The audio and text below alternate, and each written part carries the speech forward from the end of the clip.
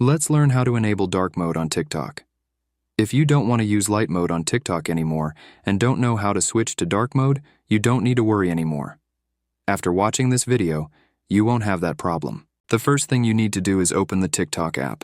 When TikTok opens, you will be on the home page, but you don't need to be there. The page you need to go to is the one where your profile is located. This page opens when you click on the profile option located in the bottom right corner of the screen. When that page opens, you need to click on the 3 horizontal lines located in the top right corner of the screen. When you click on those 3 horizontal lines, a menu with 4 options will open, and from those 4 options, you need to click on the Settings and Privacy option located at the bottom of that menu. When you click on that option, a page with many useless options will open. To find the option you need, you have to scroll down a bit.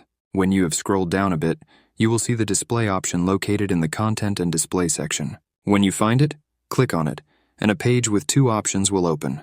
If you want to switch to dark mode, you need to click on the circle below the text that says dark. When you click on that circle, you have successfully enabled dark mode on TikTok. So, thanks for watching. See you in the next video.